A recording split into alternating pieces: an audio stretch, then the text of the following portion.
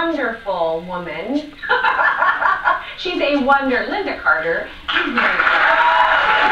The thing about you, Marie, is that you're really a girl's girl. You know, you're a woman's woman. Even though you really are. Well, you are. Well, I have the best girlfriends. The girlfriends are like, I've got the most wonderful men in my life. My son is fantastic. You know, I've got a wonderful father, wonderful brother, husband, all of that. But I tell you, my girlfriends, my daughter and my daughter's so much like me, it's crazy. You saw my daughter. Yes, I did. She designs the clothes in Vegas and all my, yeah. Wow.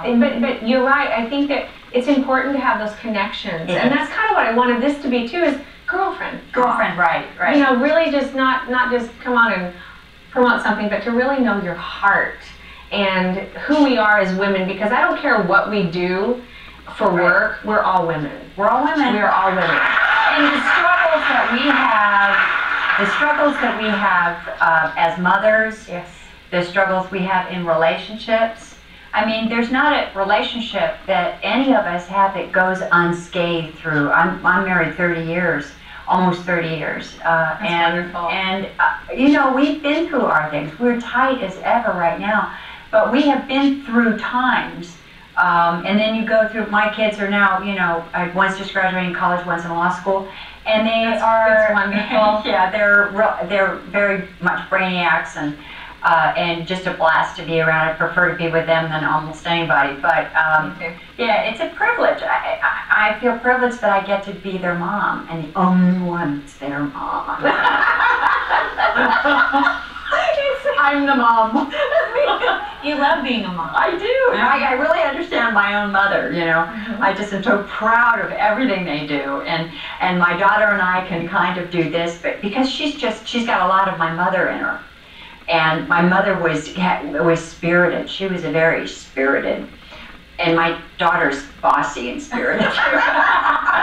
You know, you talk about family. One of the things that I admire about you is that you're brave in talking about things too that help other people. You really love to help other people. I do. You're wonderful that way.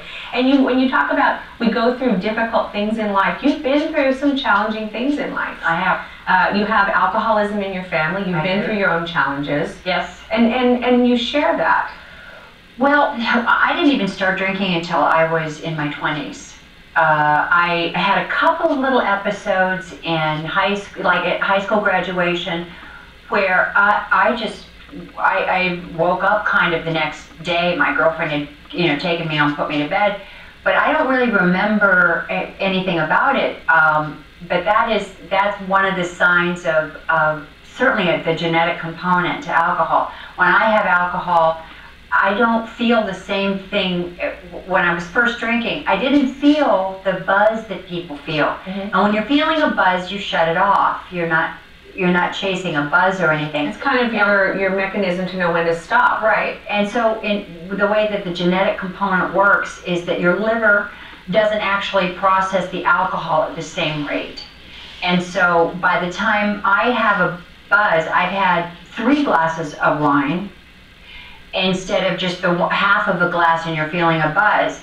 So then I have now consumed 3 times the amount that someone else has to really get the same little, you know, people do it all the time. It's a hot day, you have a Corona by the pool, or you whatever it is. And so when I realized that my drinking took me places that I didn't want to go, it was almost, and then I used it also to dampen some personal pain of my first marriage and divorce, and it just, I didn't ever drink during my pregnancy. So you were married at your first marriage. I was 25. I had already gotten Wonder Woman, and that was kind of a thing, but it was an unhappy relationship. No, I understand. Yeah, but I misused it, but I also thought I could deal with it, and I couldn't.